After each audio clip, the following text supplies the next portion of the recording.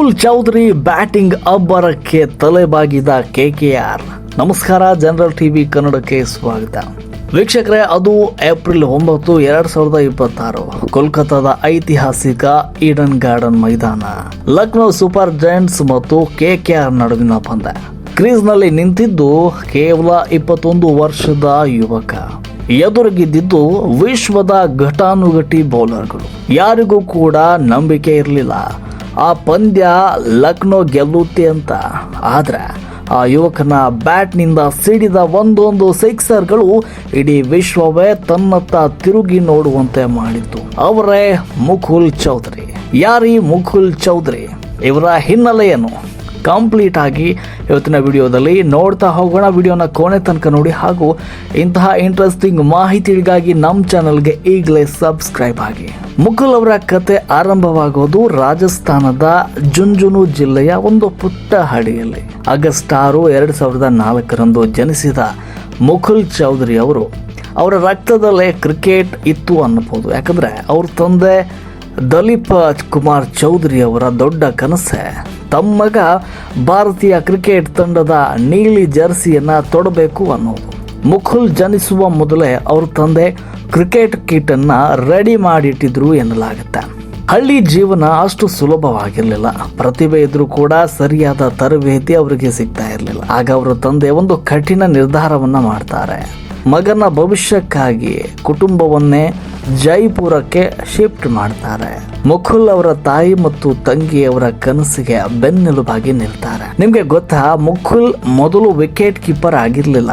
ಅವರೊಬ್ಬ ವೇಗದ ಬೌಲರ್ ಆಗಲು ಬಯಸಿದ್ರು. ಆದ್ರೆ ಒಂದಿನ ಅವರ ಕ್ಲಬ್ ಪಂದ್ಯದಲ್ಲಿ ಕೀಪರ್ ಗಾಯಗೊಂಡಾಗ ಕೋಚ್ ಮುಕುಲ್ ಅವ್ರಿಗೆ ಕೀಪಿಂಗ್ ಮಾಡೋದಕ್ಕೆ ಹೇಳ್ತಾರೆ. ಅವತ್ತು ಗ್ಲೌಸ್ ತೊಟ್ಟ ಈ ಹುಡುಗ ಮತ್ತೆ ಹಿಂದೆ ತಿರುಗಿ ನೋಡ್ಲೇ ಇಲ್ಲ. ಅವರ ಚುರುಕುತನ ನೋಡಿ ಎಲ್ಲರೂ ಬೆರಗಾದ್ರು. ಮುಂದೆ ಅದೇ ಅವರ ಗುರುತಾಯಿತು. ಇನ್ನು ಯಾವುದೇ ಆಟಗಾರನಿಗೆ IPL ಸುಲಭವಾಗಿ ಸಿಗುವುದಿಲ್ಲ. ಅದಕ್ಕೆ ಬೆವರನ್ನ ಸುರಿಸಲೇಬೇಕು. ಮುಕುಲ್ ರಾಜಸ್ಥಾನದ ಪರವಾಗಿ ಅಂಡರ್-19 ಮತ್ತು ಅಂಡರ್-23 ಹಂತದಲ್ಲಿ ರನ್ ಮಳೆಗಳನ್ನೇ ಸುರಿಸಿದ್ರು. ಅಂಡರ್-23 ಸ್ಟೇಟ್ ಟ್ರೋಫಿಯಲ್ಲಿ 9 ಪಂದ್ಯಗಳಲ್ಲಿ 617 ರನ್ಗಳನ್ನು ಇವರು ಗಳಿಸಿದ್ರು. ಸುಮಾರು 150ಕ್ಕೂ ಅಧಿಕ ಸ್ಟ್ರೈಕ್ ರೇಟ್ ಹೊಂದಿದ್ರು.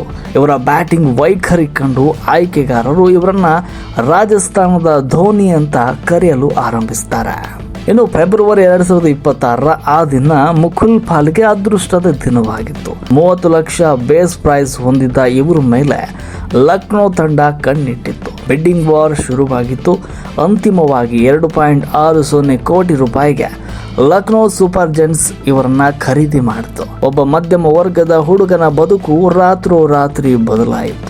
ಮುಕುಲ್ ಅವರ ವಿಶೇಷತೆ ಏನಂದ್ರೆ ಅವರ ಫಿಯರ್ಲೆಸ್ ಬ್ಯಾಟಿಂಗ್. ಎಷ್ಟೇ ಒತ್ತಡ ಇದ್ರೂ ಕ್ರೀಸ್ ಬಿಟ್ಟು ಬಂದು ಸಿಕ್ಸರ್ ಹೊಡೆಯುವ ಧೈರ್ಯ ಇದೆ. ಸ್ಪಿನ್ನರ್ಗಳ ವಿರುದ್ಧ ಅವರ ಸ್ವೀಪ್ ಶಾಟ್ ಮತ್ತು ಲಾಫ್ಟೆಡ್ ಡ್ರೈವ್ ನೋಡೋದಕ್ಕೆ 2 ಕಣ್ಣು ಸಾಲಲ್ಲ. ವಿಕೆಟ್ ಹಿಂದೆ ನಿಂತಾಗ ಅವರ ಕಣ್ಣುಗಳು ಹದ್ದಿನಂತೆ ಚುರುಕಾಗಿರ್ತವೆ. ಯಾವಾಗಲೂ ಮುಕುಲ್ ಹೇಳೋದು ಒಂದೇ ಮಾತು, ನನಗೆ ಧೋನಿ ಅವರೇ ಸರ್ವಸ್ವ. ಧೋನಿ ಅವರಂತೆ ಪಂದ್ಯವನ್ನ ಕೊನೆ ತನಕ ಕೊಂಡೊಯ್ದು ಫಿನಿಶ್ ಮಾಡೋದು ಮುಕುಲ್ ಅವರ ವೈಶಿಷ್ಟ್ಯ. IPL ಪಂದ್ಯ ಮುಗಿದ ಮೇಲೆ ಅವರು ಧೋನಿ ಅವರ ಕಾಲಿಗೆ ಬಿದ್ದು ಆಶೀರ್ವಾದ ಪಡೆದ ದೃಶ್ಯ ಸೋಷಿಯಲ್ ಮೀಡಿಯಾದಲ್ಲಿ ವೈರಲ್ ಆಗಿತ್ತು. ಈಗಾಗಲೇ ಮುಕುಲ್ ಅವರ ಹೆಸರನ್ನ ಟೀಮ್ ಇಂಡಿಯಾದ ಆಯ್ಕೆ ಸಮಿತಿ ಗಮನಿಸಿದೆ. ರಿಷಬ್ ಪಂತ್, ಸಂಜು ಸ್ಯಾಮ್ಸನ್ ಅವರಂತಹ ಘಟಾನುಘಟಿಗಳ ನಡುವೆ ಮುಕುಲ್ ತಮ್ಮದೇ ಆದ ಹಾದಿ ನಿರ್ಮಿಸಿಕೊಳ್ತಿದ್ದಾರೆ. 2026 T20 ಸರಣಿಗಳಲ್ಲಿ ಇವರು ಭಾರತದ ಪರ ಪಾದಾರ್ಪಣೆ ಮಾಡುವ ಎಲ್ಲ ಸಾಧ್ಯತೆಗಳು ಕೂಡ ಇದೆ. ವೀಕ್ಷಕರೇ, ಮುಕುಲ್ ಚೌಧರಿ ಅವರ ಈ ಯಶಸ್ಸು ಕೇವಲ ಅದೃಷ್ಟವಲ್ಲ, ಇದು 10 ವರ್ಷಗಳ ಕಠಿಣ ಪರಿಶ್ರಮ ಮತ್ತು ಅವರ ತಂದೆಯ ಕನಸಿನ ಪ್ರತಿಫಲ.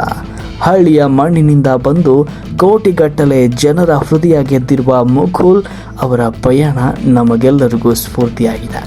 ಮುಕುಲ್ ಚೌಧರಿ ಭಾರತ ತಂಡದ ಖಾಯಂ ಆಟಗಾರರಾಗಬೇಕು. ಇದುವೇ ಪ್ರತಿಯೊಬ್ಬರ ಕನಸಾಗಿದೆ. ನಿಮ್ಮ ಅಭಿಪ್ರಾಯವನ್ನು ಕಾಮೆಂಟ್ ಬಾಕ್ಸ್ನಲ್ಲಿ ತಿಳಿಸಿ. ಹಾಗೂ ಇದೇ ಥರದ ಇಂಟ್ರೆಸ್ಟಿಂಗ್ ಮಾಹಿತಿ ಪಡೆಯೋದಕ್ಕೆ ಈಗಲೇ ನಮ್ಮ ಚಾನಲ್ಗೆ ಸಬ್ಸ್ಕ್ರೈಬ್ ಆಗಿ.